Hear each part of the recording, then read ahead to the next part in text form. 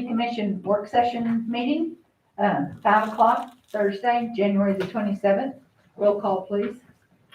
Mayor Litchfield, Here. Mayor Pro Tem Webb, Here. Commissioner Villanueva, Here. Commissioner Arias, Here. Commissioner Cherry. Here. First on the agenda tonight under discussion items is update from the Chamber of Commerce. I believe Scott Crutzer will be giving that for us. Yes, thank you, Mayor, Commissioners, and City staff. I just wanted to take an opportunity to update you on a couple of events that have transpired since we met last. We asked for funding usually for these events, and so I want to report back on them in a timely manner. So the first one that you have in your packet should have been Quay Days, and I'm sorry if they're out of order. ABA looks like from here on the top, so if you'll switch to the second one, which is Quay Days with the picture. I just wanted to give you an overview of the partnership that we have for Quay Days with the EDC and what the Chamber provides in that partnership. So the Chamber primarily does the gift bags for the Roundhouse. This year we did 45 bags to the Senate and 75 bags to the House. We did have some supply issues, so our bags didn't match. So we had to overcome some debacles, but Bear and Wild Creations helped us out of that very effectively, as well as our partnership with Main Street. They helped a lot as well. The bags each included a custom lunch box, media bag with a Savor 2-can-carry pint glass, a block of cheese sponsored by the Rotary, and then area businesses were asked to contribute. An email was sent out through Constant Contact requesting businesses to contribute to those. We delivered them to the Sergeant of Arms. We had Senator Chatfield represent the Senate bags, and the Chamber itself was able to represent the House bags. The lunch at the EDC was attended by about 50 guests, and the connections that were made were pretty stellar. The one that I cite there is with Sandy Chansey with Eastern Plains Council. She'll be helping us to set up a Zoom call with the Chamber, Main Street, and state organizations to discuss why New Mexico does not have a booth in different conferences around the country, including ABA that I just went to. So we'll talk about a little bit when we get to the ABA report. There's also a letter of feedback why it's so important for us to continue doing the bags there from Joy Garrett, who's New Mexico House District 29. She's very thankful of the bags and expresses reasons why she thinks we should keep doing them. The budget that is expressed there at the bottom of the page is a budget that both the Chamber and Main Street spent for the event, which was not supported by any budget ask. So moving forward, Quay Days needs to be included in an ask from the Chamber, and we'll be doing that. But that's the total, and 25 volunteer hours were used to put the bags together. So I'll stand for any questions on Quay Days. Good job. Thank you. Again, if it weren't for partnerships like with Main Street and Rotary, we wouldn't have been able to put that together. So I really appreciate those organizations as well as the rest of the businesses that contributed. The next report I would like to give you is the American Bus Tour Association conference that I attended in Grapevine, Texas. We did ask for funding from the commission for this. When we left Tucumcari, we had 18 appointments with carriers from around the country, and those appointments are listed there. By the time that we did get to the conference, unfortunately, 10 of those appointments had canceled due to not attending because of COVID. COVID reduced the attendance in that convention by about 50%. At that point, I decided not to get discouraged, and I spent the next 2 days working literally 18 miles, giving out the rest that were dropped in mailboxes that you see there. So from Sun Tours #1 through Peak Performance Tours number 25, I hand delivered all of those profile sheets. And in case you needed a refresher about what the profile packet looked like, I do have a copy of it here. It was passed around before. So All those connections are well without our 60-mile extent. All of those companies that you see listed there have New Mexico in their tour profile in some aspect. We just have to be creative about how we get them to Tucumcari. So a lot of the tours do what's called the fly-in city. They fly into a city like Albuquerque, they experience the balloon fiesta, they'll drive on to Gallup, they'll drive back to Albuquerque and fly out. So we're going to piggyback on some of those events that are happening and designate a fly-in city. Our fly-in city naturally will be Amarillo. So we'll be working with connections with Amarillo to co-promote events. They already have one that they're asking us to co-promote, which is the Voodoo Mural event that coincides with the Balloon Fiesta. So people fly into Amarillo, they go to the Voodoo Mural event for 2 days, then they drive to the Balloon Fiesta in Albuquerque, which means they're passing the city of murals on the way. So we are going to add a mural stop to the Voodoo Mural event. So the connections that were made were really important, basic water cooler connections because of COVID. So all of those are very strong connections, including meeting the Roswell partners, the Las Cruces partners, the Ruidoso partners, Gallup partners, which would love to help us create an itinerary border to border for the 100-year celebration of the route.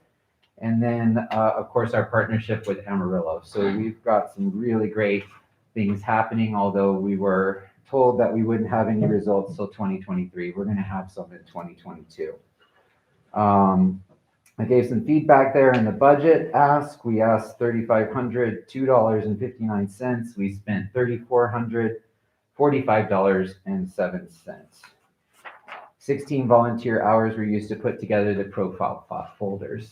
And I'll stand for questions for ABA. Looks great.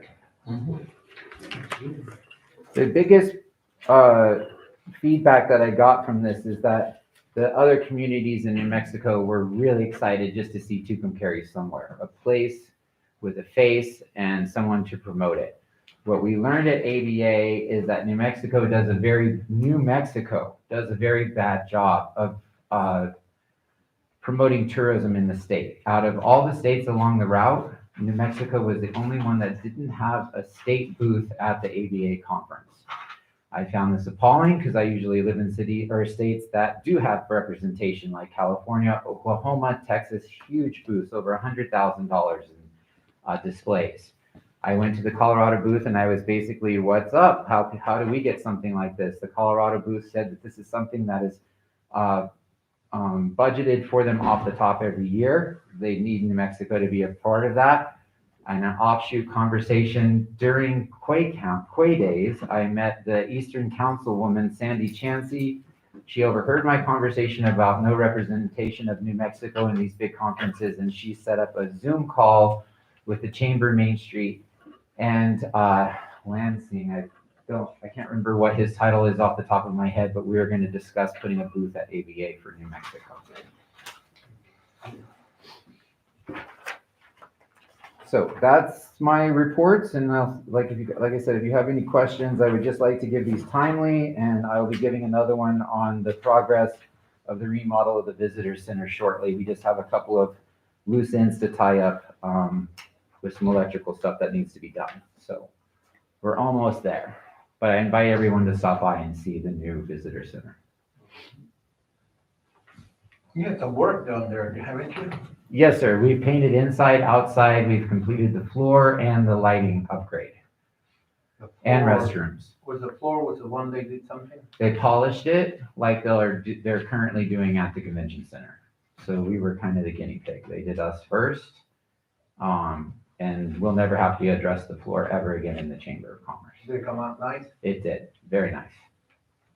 The city manager's been, and a couple of the other commissioners, I think that I'm very proud of it.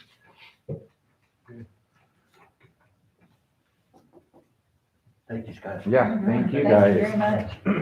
Thanks for all the hard work.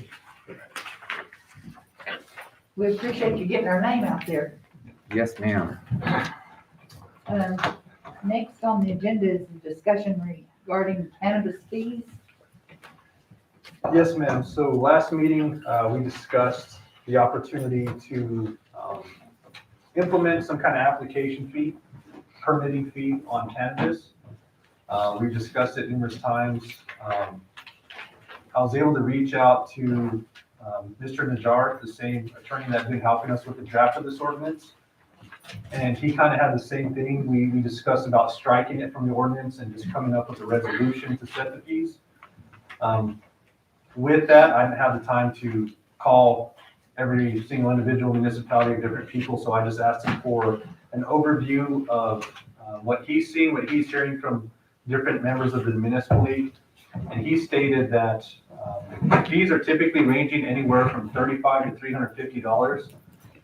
He stated that based on our liquor license being at $250, as he stated last time, that he'd recommend having a flat fee around $300.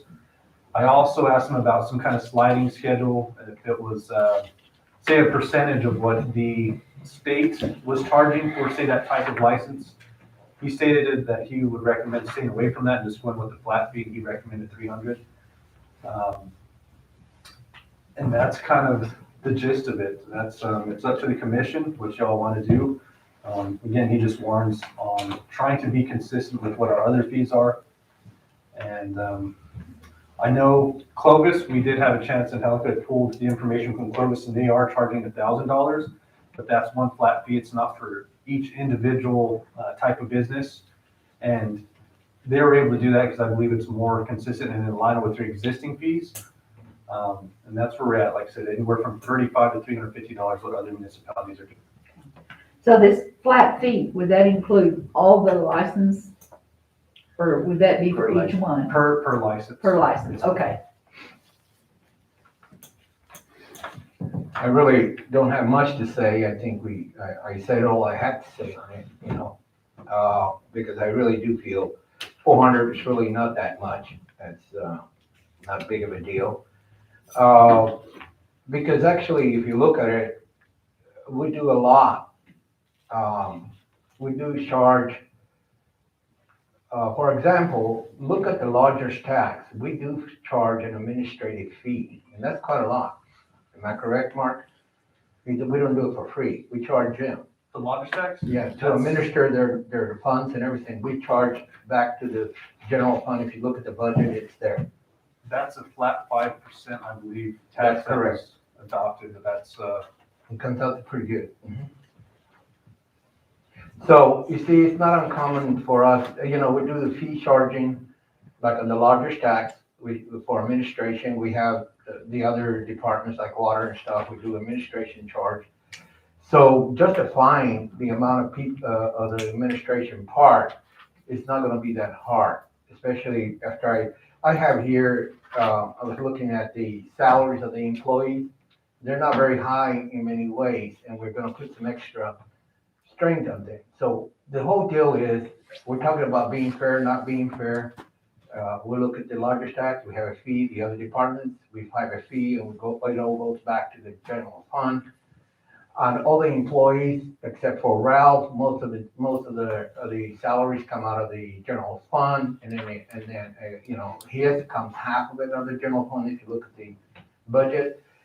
And I don't see 400 that big of a deal, but that's up to the commission. The other thing you have to look at is the fact is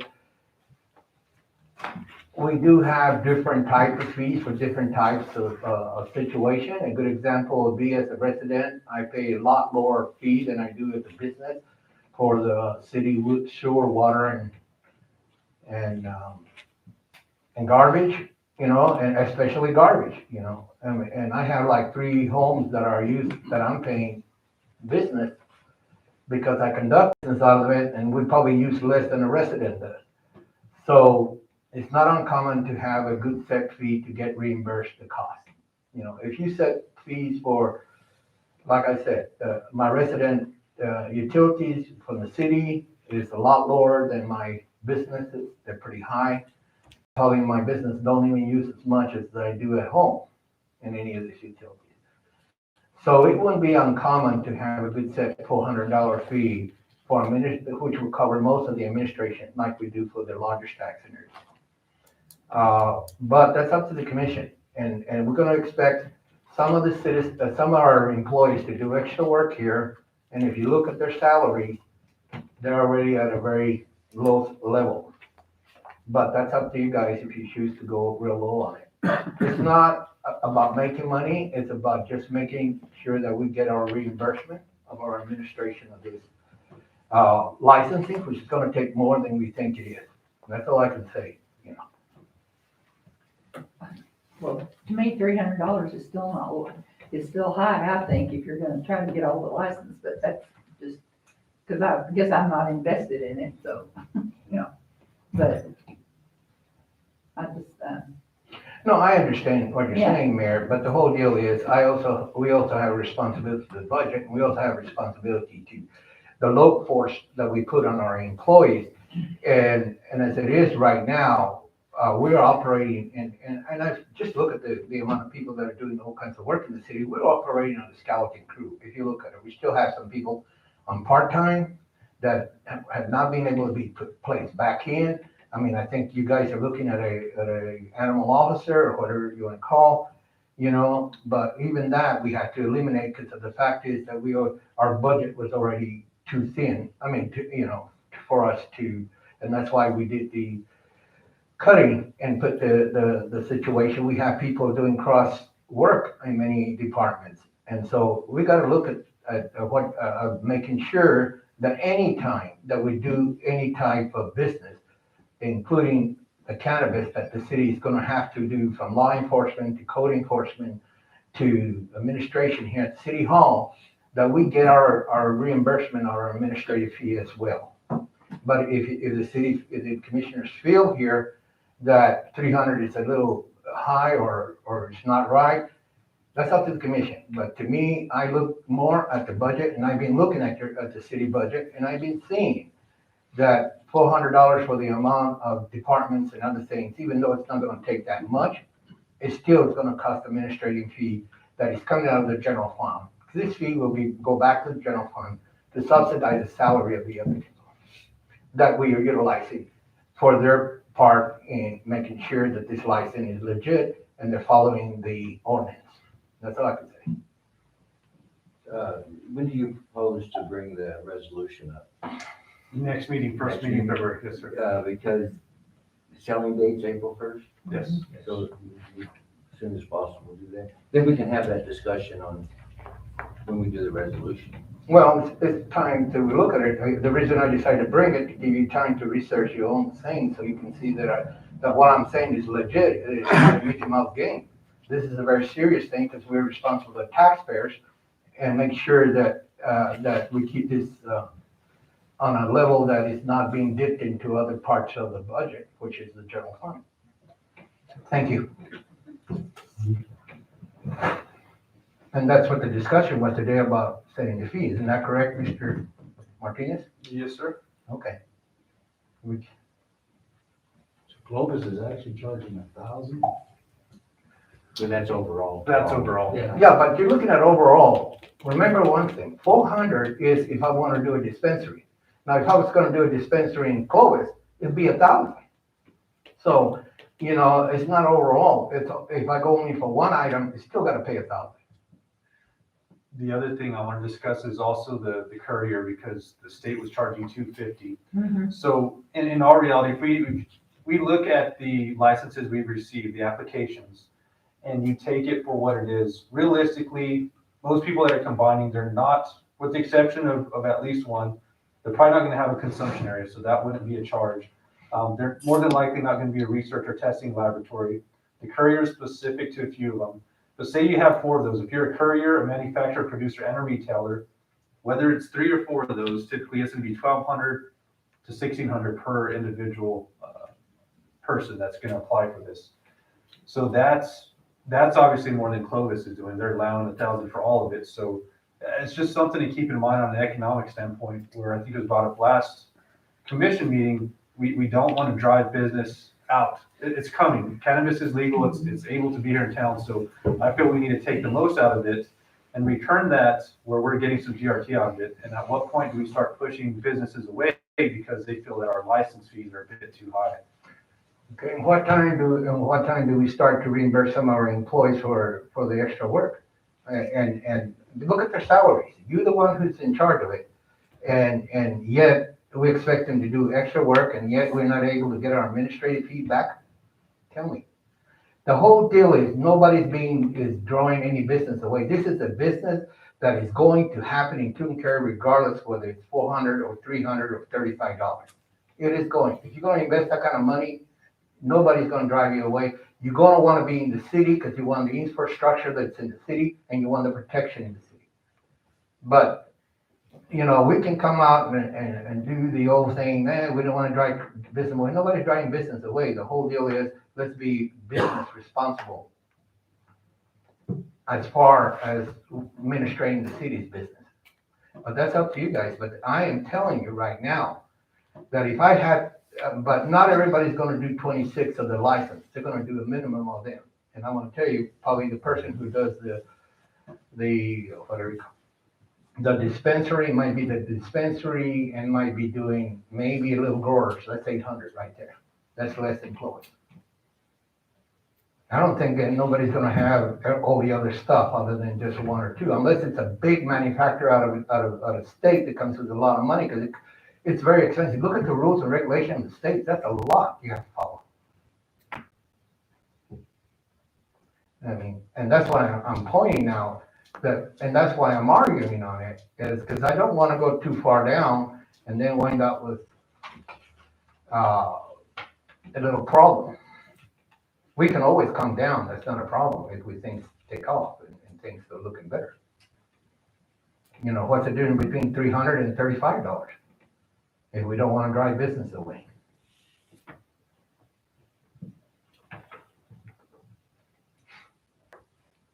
And that's all I can say is that I'm not trying to be negative. I'm trying to be more realistic and more rational about what we're doing. And I'm not here to be liked. I'm here to make sure the business is conducted in a proper manner and we get our reimbursement for what we're doing. And I'm not being negative. I'm just being more open about it. That's all I can say. I agree with you, Moya.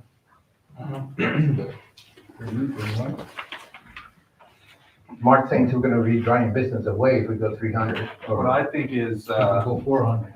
Yeah, if we go forward. I was hired by the commission to act in the best interest of the city. When I'm advised by an attorney to go a certain direction, that's my opinion, but like you said, it's up to the commission. Yeah, and I remind you that at one time the attorney advised you one way and the commission decided to go the other way, and what we went was the right way to go. And remember that was when we were fighting in a situation in town.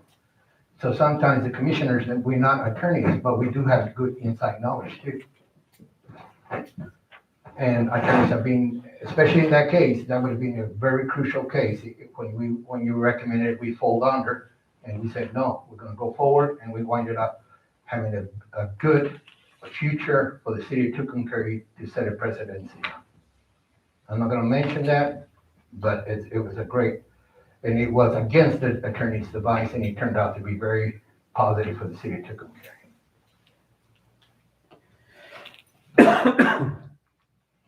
Anybody else? Yeah, Paul? What you mean? You know, I just don't want us to run anybody off. That's my whole thing is I'm worried about that. So, but like I say, I can see both sides of it.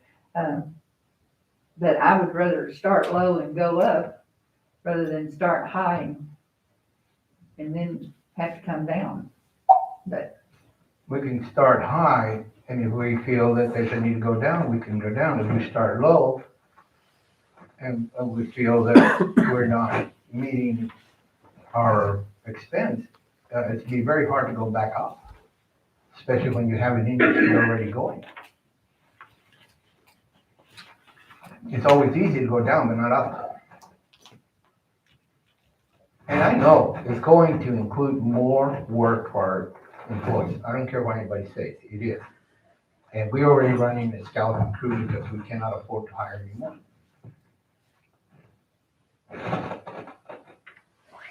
And it's not the first time we've gone against attorney advice. The last time we did was the best thing we did because we winded up doing a real good presidency and what we want for the city of Tucumcari and for the future of the city of Tucumcari.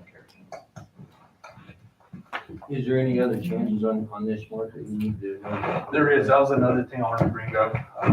I was able to speak with Mr. Najjar and discuss some of the changes we had brought up last week. There are some things that he caught that we hadn't noticed previously. So on the first page, on the third whereas paragraph, it's just adding the words on the last sentence. It says the use, before it just said the retail sale, cultivation, and manufacturing of cannabis. He changed it to the use, retail, sale, cultivation, and transport and manufacturing of cannabis. It just covers all aspects. It had overlooked the use and transport previously, so I think there's no issue with that. We also included on page 2, underneath G, the definition for cannabis manufacturer. We labeled all 4 classes of manufacturing. That way it's clear on what the city's going to allow in each zone. And that's important because the next place that was amended was section 5, letter A. We had discussed last commission meeting that C1 and C2 commercial zones for cannabis establishments and class 1 and class 2 cannabis manufacturers is defined. The words retail and production were struck from that paragraph because if you look at the definition for retail establishment or cannabis establishments, it covers retail and production. Letter B of that same section 5, letter A, subsection B, the word agricultural was added instead of just A1 zones. Hold on a second, where's that at? Section 5. Section 5, letter A, subsection B. Okay, hold on a second, I'm here in section.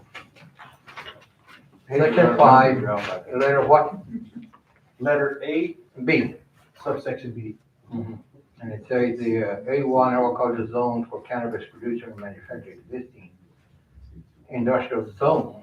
Existing industrial zone in R3 residential utilizing land for agriculture purposes will be grandfathered into allow, okay.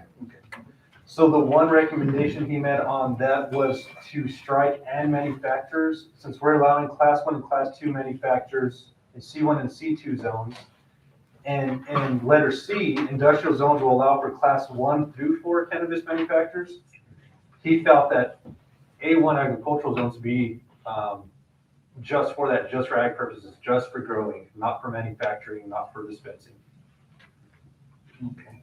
So that has not been struck from your version, but we did discuss that yesterday.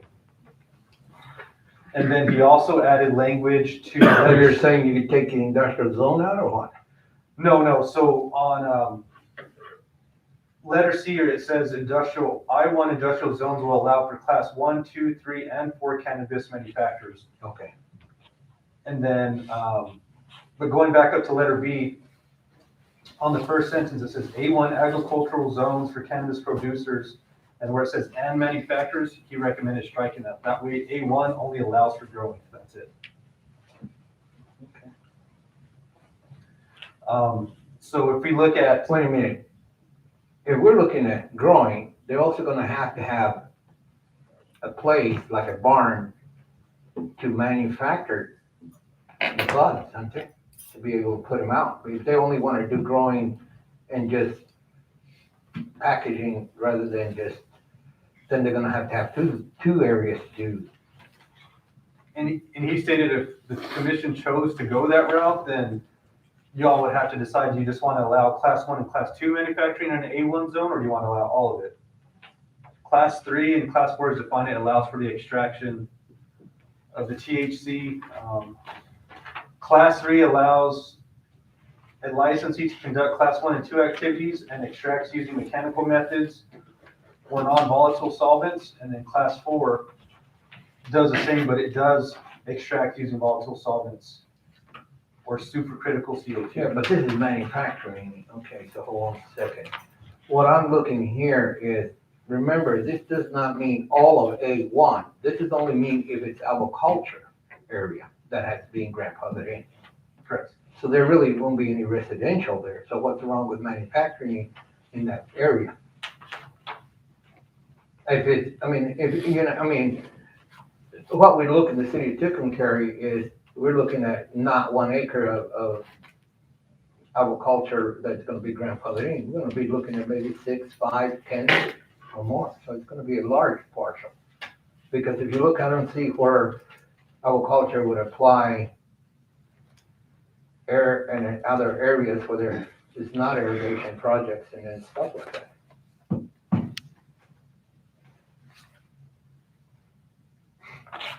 That's under B, right? Yes, ma'am. Okay.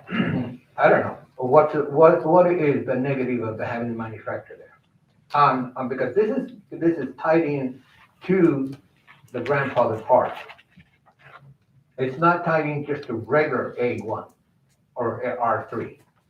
It is, it's all agricultural Oh, zones. yeah, but it has to be agriculture. It's not. It's the I1, it's the industrial zone as well as the R3 zone that was grandfathered in if they're utilized for purposes. Mhm. And that was for the growing. That specific, B was specific to producers to grow. Right. And A1 agriculture zoning would be, I think most of the ones are R3 in that area, aren't they? It's a combination of both. Maybe you need to define what A1 zoning means, so I can get a better clarification. And that's why we added the word agricultural. It just read A1 zones for cannabis producers. Yeah, but that's what I mean. You can maybe define it because I say agriculture zone, which, and that's in the grandfather part clause that comes with it. So are you saying separate A1 from letter B and just? No, talk I don't about want ag? nothing separated. I just want to know about the manufacture part. That's it. Because actually, if you're already growing and you just want to do growing, then you're still going to have it somewhere where you have to kind of manufacture it because you have to dry it and then, before you retail it out.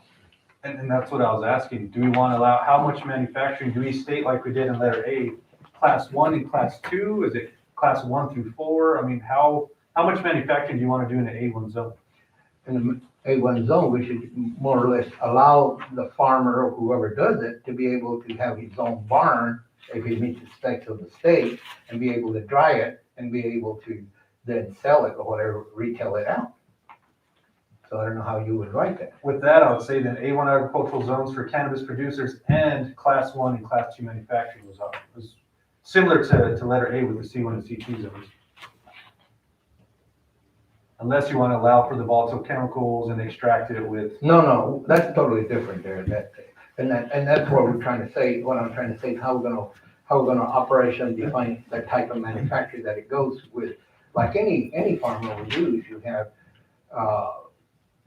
once you develop your product, whether it be chili or whatever, you still have to, bring it in, put it in sacks, and if you're gonna start putting it in sacks, that's manufactured right there, because you took it off the field. You're gonna have to have a barn or something to do it. Mark, how much agricultural growing is done in the industrial or R3 residential? Is there some in the city? There's quite a lot. We have one good example is on near Allen Lane. There's 70 acres there. You got that behind Mountain View School. We What's got that zone? that's R3. R3, Okay. and that's up to the over there. And then you have on the north side, there's a parcel there that's I zoning, which is industrial, and it's all used for agriculture as well. And then how much agriculture do we have? It's all agriculture, but it's going to be grandfathered in on that. We have A1 zones along Mountain Road on the west side of Mountain Road, just north of the truck stop area there. All that, okay. Some there, and then I believe there's still some to the north side of town too. There's some in the north side, because if you look at the city map, you can tell that there's no building or nothing. And it's all divided into lots. It doesn't have infrastructure because it was developed back in the 20s, but they're using it mostly for wheat growing, cotton growing, or whatever.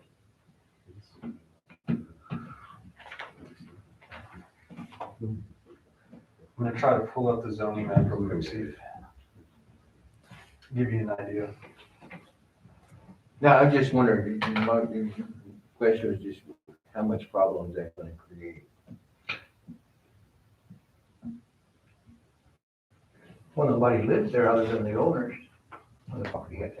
And what I'm saying is, I don't mind taking manufacturer, but how the poor farmer or whoever's doing it, well, they're not gonna be, I don't know. But how they're gonna dry it and be able to process it for retail. Which is, we can limit the amount of manufacturing that part. Does that make sense? That would be my thought. Like I said, we What didn't was have the attorney's prohibition on that? What was his reason for that prohibition, you know? to remove it, just, we talked about if it's an agricultural zone, you're gonna use that for growing ags to grow. I mean, Right. you're already allowing, processing or manufacturing in C1 and C2 as well as industrial zones. Part of it, we kind of talked was kind of drive people where they do have to. If we have these vacant industrial zones and we need to fill the buildings, then you could actually get some businesses pushed into there. But he didn't have a huge issue. It was just a discussion. They didn't have to be that way. That's why in the final draft, it wasn't struck. It's just a sidebar conversation we had. But if anything, I feel I wouldn't allow more than a class 2 in the ag zone. I don't feel it's appropriate to have class 3 and 4. No, It seems more of an industrial. we don't process. want to do that, but at the same time, I'm trying to say, I mean, the poor guy who grows 200 plants, so now he has to buy a building in the industrial area just to be able to manufacture it, to sell, to retail out. I mean, here is an extra cost. You're talking about driving business away, now you're telling him to go get another building in another zoning area. But I don't care, it doesn't matter to me, if the commission feels they need to take it out, you know. I'm thinking of the future of the lot scene, okay? Well, I'm just thinking, if we leave manufacturer in there, you just want to put class 1 1 and and 2. 2. I would, because my question in the beginning when we discussed it, the attorney and I was, well, if you just say manufacturers, that opens it up, it could be 1 through 4. Right. So I feel we have to be clear. When we're clear on C1 and C2, we're clear on the industrial. Okay. I felt we had to be clear on agricultural as well, that if we're gonna limit, it's either all or nothing or certain classes. So I think it does make sense to read A1 agricultural zones for cannabis producers and class 1 and class 2 manufacturers. How about that? Ralph, you like that? That'll be more fair for the poor guy who's having 200 plants, you know. Because now you can go up to 16,000 plants. It's a lot. So that was it for that online. So section 5. Okay.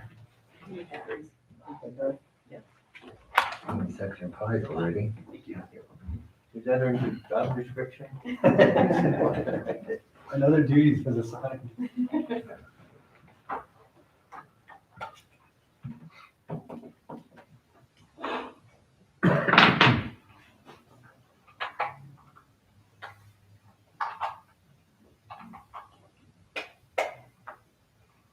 All right, can you hear me now? Yes. Perfect. And then you have a catch-all in the C, huh? Yeah, in letter C, section 5, letter C, he added the language, or the rules and regulations adopted by the Cannabis Control Division of the New Mexico Department of Regulation and Licensing. I think that was a good add. It just didn't leave it specifically to state statute. It specifically references the CCD and the licensing division. So that wasn't a big issue. Section 7, he just had a comment on 7, letter A, where it says cannabis retail and manufacturing establishments must operate in a fully enclosed and stationary building. He commented he hasn't heard of any cannabis manufacturers operating outdoors, but that he remembered that our commission was concerned about the potential dangers of manufacturing. So he said, feel free to delete that revision if need be. But Excuse me, I lost you because I was reading another part. section 7A. 7A. Okay, and what's the problem here? No problem. He just made a comment on the manufacturing portion of it.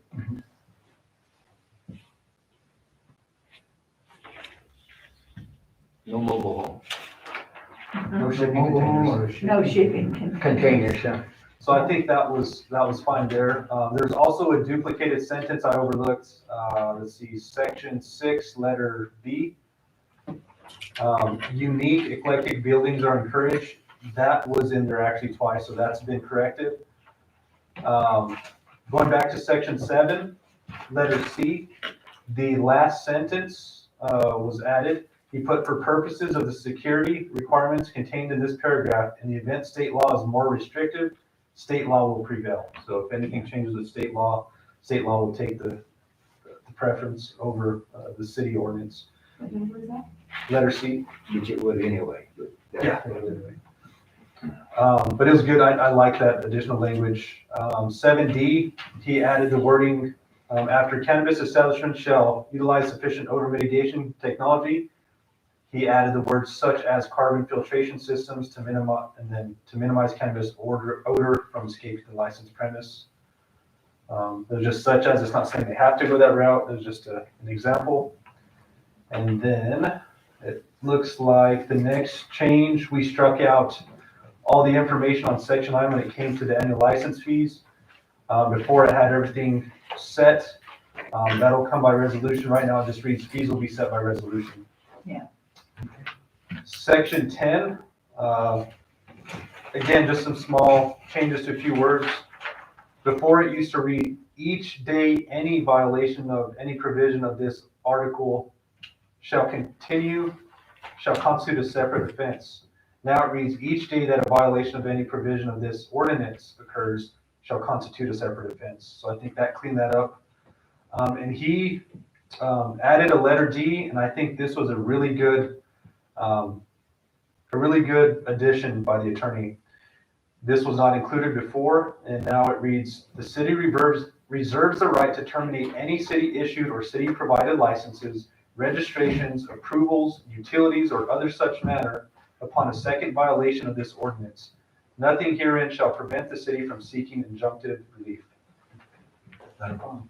So I think overall, the way that the ordinance sits now, the only change that we discussed in the work session that I see is just the addition of class 1 and class 2 manufacturing in agricultural zones. Yeah. All the other changes were, I think, sufficient. There were some comments that I received in regards to, let's see if I can pull it up.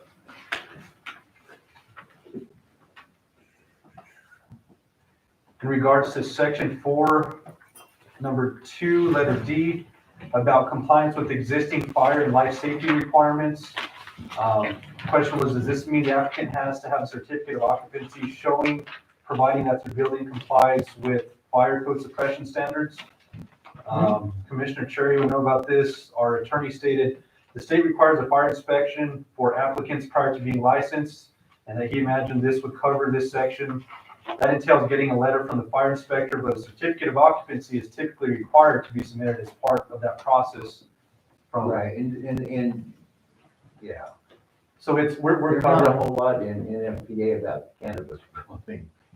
but I think this was more in regards to the occupancy. Right. Occupancy is what the attorney hit on.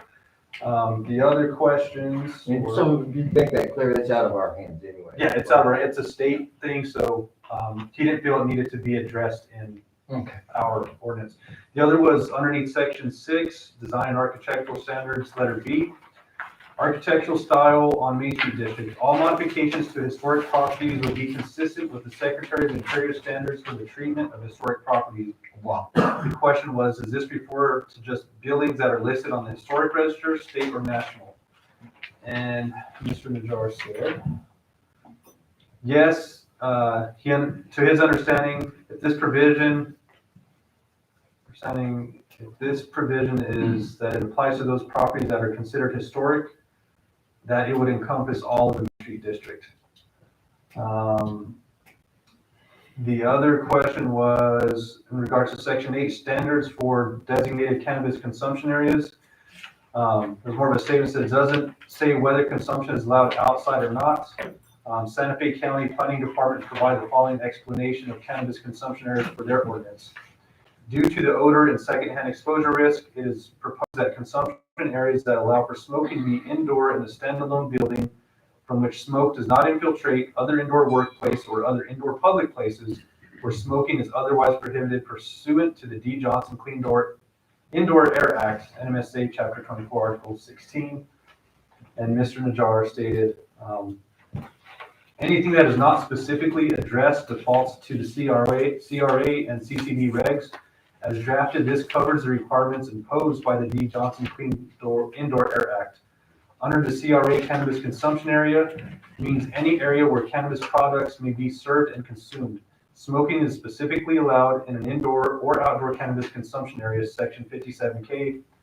Because the CRA addresses this issue, the local ordinance doesn't need to specify that consumption is allowed outside. So that's the questions, comments, concerns that I've received, and those were the responses from Mr. Najjar. Go back to B real quick, if you don't mind. Yes, For sir. historic buildings. So those are the historic buildings that are listed. Correct. Okay, thank you. I have a question here, and I don't really care, it's just interesting to think.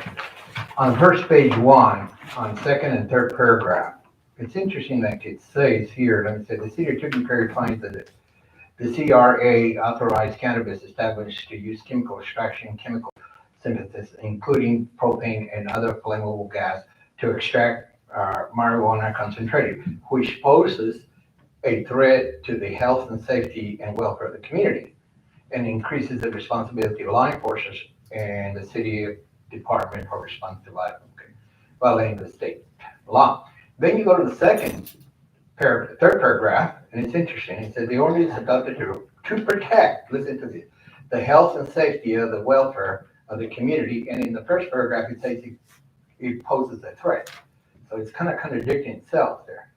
I don't know, maybe your attorney could explain to me, but, and then it says another responsibility restriction on cannabis production, manufacture, retail, and consumption. City of Teuton requires complying with all applicable law regarding the use of retail, sale, cultivation, transport, and manufacturing. Okay, but the whole deal is over here on the one says it poses a threat, the other says that the city, doesn't it contradict itself there?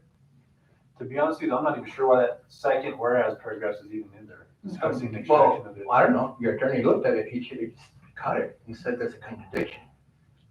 I don't know. Well, there's.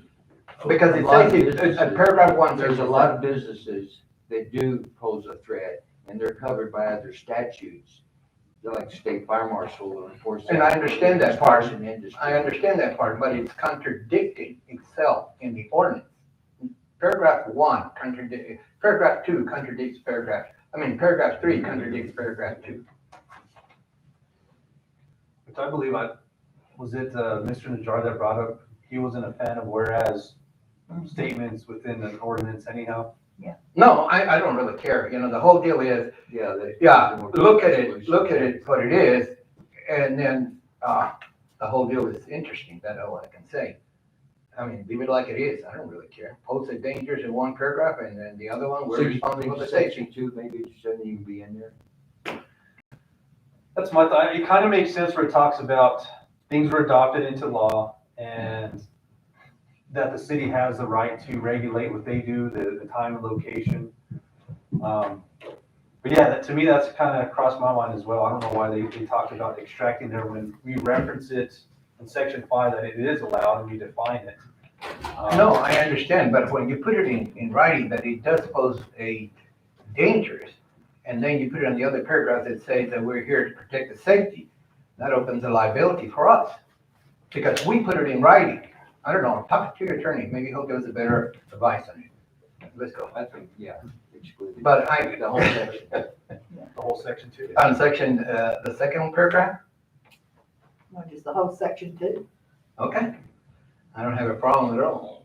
But then you're gonna take off where it says the extraction, where are you gonna put in that you will allow the propane to be extracted? That's defined under definitions of class 3 and 4, and then it also states that in section 5, letter A, B, and C. Okay, just the wording that if we had put this in there, it already justifies that it's dangerous, and then we put it on the other one that is, that we're here to protect the safety of the people, but yet we make it legal to do it. Proclamation or resolution. What if we just try, there's some pertinent information on the rest of it. I think the. Yeah, on number 2, there is a good The one. second one.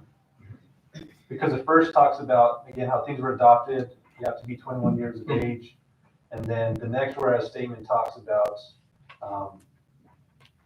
requiring the compliance with applicable laws regarding the use, retail, sale, cultivate, transport. That kind of puts it back on state It statute. is, but it's state law.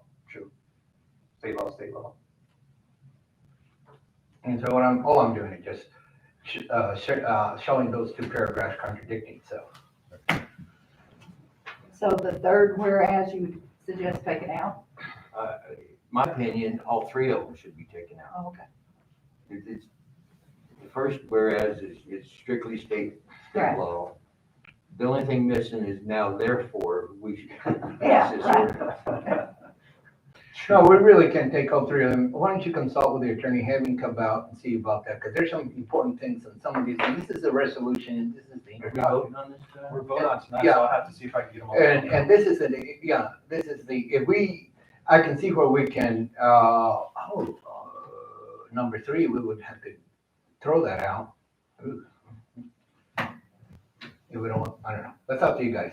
I shouldn't have brought it up, but I just thought it was interesting. And I don't find that it's contradicting at all. What it's saying is that the Cannabis Regulation Act is authorizing cannabis establishments to use chemical extraction or chemical synthesis, including butane and other flammable gases, to extract marijuana concentrate, which poses a threat to the health, safety, and welfare of the community. Paragraph 3 says that the ordinance is adopted to protect the health. So we're now No, adopting. but an it ordinance. clearly states there, which poses a threat to the health and safety and welfare of the community. It is in writing, it's in black and white in paragraph 1. Correct, but paragraph. And then 3 paragraph is- 2 then puts the city is required to comply. I mean, the city is, what was it, this ordinance adopted to protect the health and safety and welfare of the community, but yet in paragraph 1, we're saying it contributes to a threat. And so that's contradicting. If you're already stating it considers to be a threat, and then you say it's not a threat in paragraph 2, because we are here to make sure that the safety and welfare of the community is protected, then it is a contradiction. Because we're already saying it is a contradiction in number 1, and number 2, and number 3, we're saying,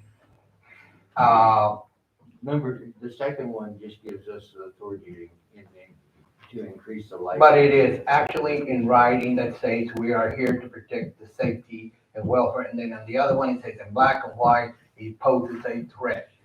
That's what the operation definition of those words are. I think if it's read in its entirety, it's not, what it's saying is the city of Tuncurry admits that CRA authorizes cannabis and that it poses a threat. However, the city is adopting an ordinance to protect the health. And that's what we're doing here, is by establishing these ordinance, these rules and regulations, we're protecting the health and safety of our community. That's correct, but then you go to the second ordinance, and the second ordinance says, the ordinance adopted to protect the health and safety of the welfare community as it relates to the regulation of cannabis imposed certain time. But here in paragraph 2, it clearly says, which poses a threat to the health and safety of the welfare of the community. That an attorney would look at that and say, well, you had it there, and you still continue to allow it. We didn't invent that. No, we didn't invent it, but we're the ones gonna have, but this is Most of the a city. ordinances around. So, in my opinion, it all stays where it all goes. I think we have to revive it, so I wouldn't work for all to be eliminated, I always say it had to be revived. And if you wanna go with it, that's perfectly fine with me, I just wanted to point it out, I don't really care, I don't have an issue with it. I mean, it's in there in black and white. When something's in black and white, it is pretty solid. It's not hearsay. Okay, that's all I can say. Okay. He's available. Would you like to call him now during the work session, or probably Yes, better let's than? go ahead and call him. It's already 6 o'clock. No, not quite. Is it? 1 minute. Because if we're gonna take all that out, we're gonna have to revise everything before we can vote on it. Because we have the public hearing for the next Right. item of business. No, I don't really care. You can stay there. So I just want to point out. Hey Jared, it's Mark, how's it going? Maybe. Good, sir. I was gonna go ahead and put you on speakerphone. There's been some discussion about section 2 of the ordinance where it has the whereas clauses, and I think we discussed that if the whereas paragraphs are even necessary. So kind of the discussion on it, that was my thought.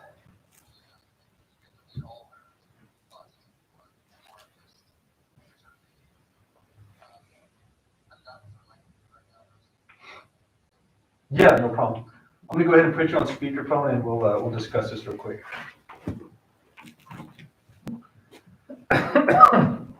So to go over this real quick, it was section 2 recitals, and it starts with, whereas the Cannabis Regulation Act was signed into law on April 12th, 2021, the CRA contains provisions authorizing the production, possession, consumption, purchase, processing, manufacturing, and transport of cannabis by individuals who are at least 20 years of age. Further, the CRA provides for the licensing and operation of cannabis establishments. Pursuant to the guidelines contained in the CRA, the City of Tucumcari desires to adopt time, place, manner, and other reasonable restrictions related to cannabis establishments.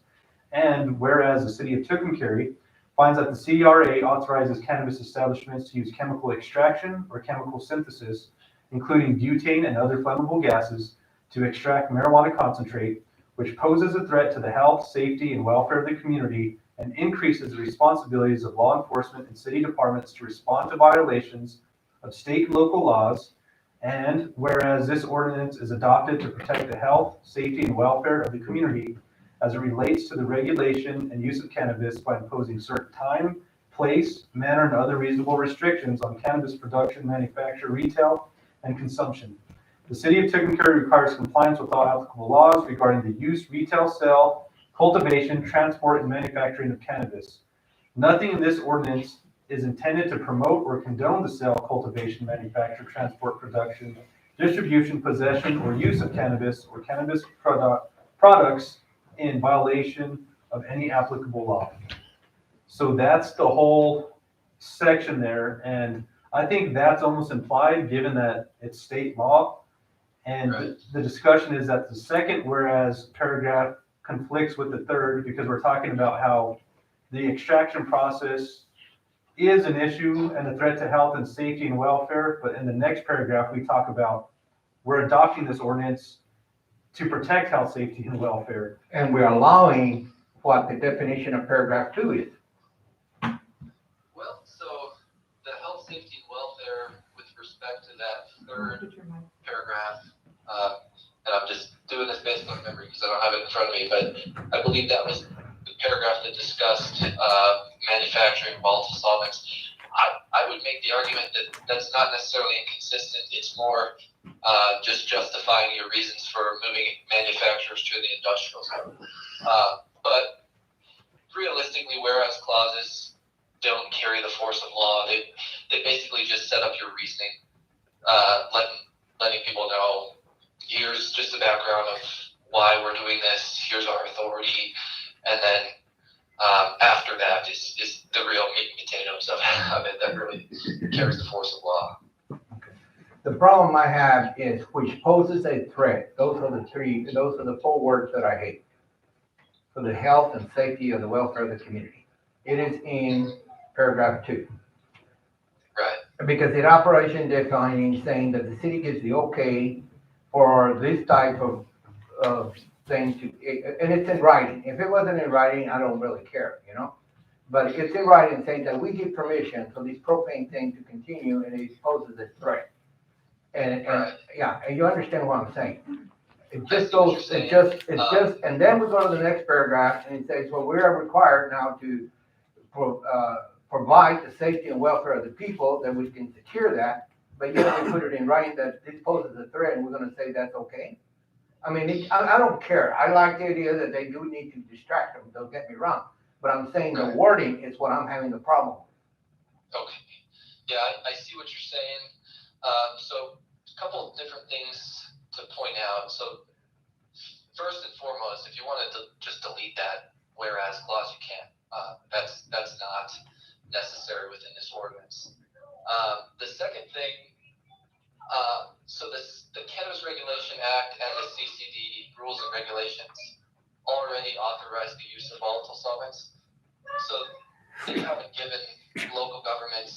authority to say you can't do this. Manufacturers that are licensed by the state, specifically class 3 or class 4, will have the right to operate. It's more of just the local governments have the authority to say, yes, you can operate, but you have to stay in the industrial zones. Yes, and I have no qualms with that. I have no qualms with that. I just have qualms with the wording because it really puts it in there. I don't care. I like the idea of it being distracted by propane and stuff like that, because that's the best way and the cheapest way.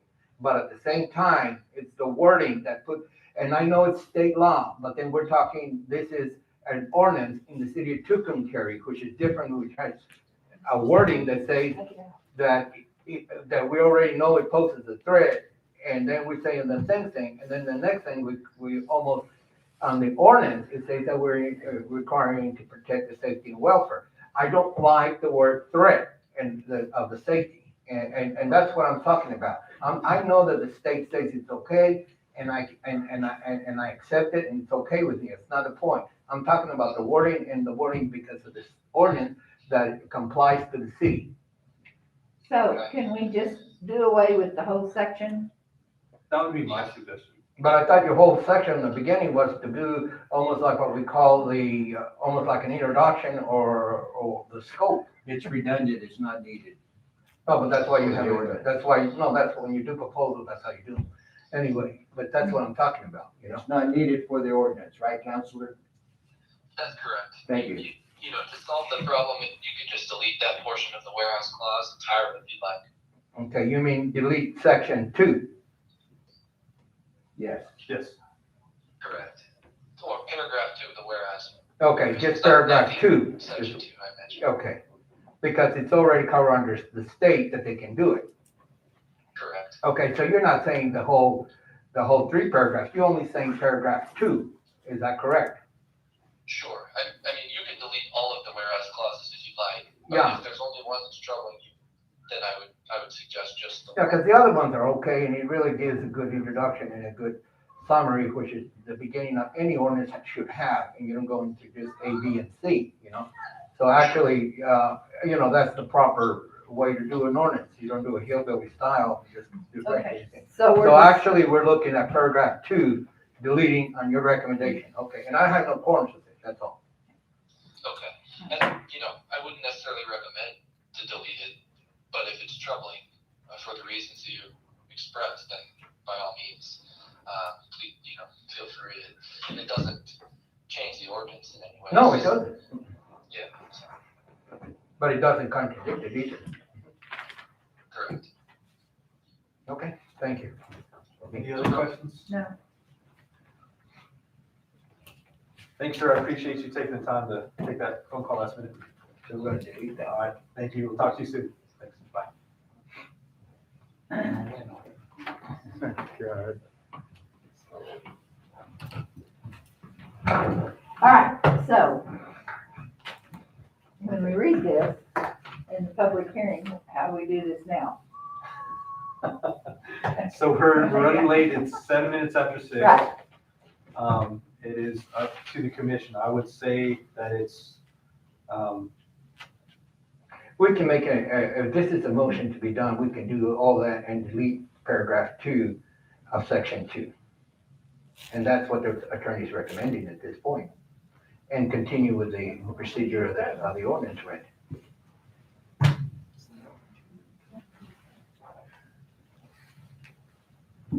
Okay, is that all right, Mark? yes, ma'am. That's his recommendation. Are you gonna read the whole ordinance? Typically we don't. No, I didn't think so. no. That's what So we're adjourned, we'll take a 5-minute break.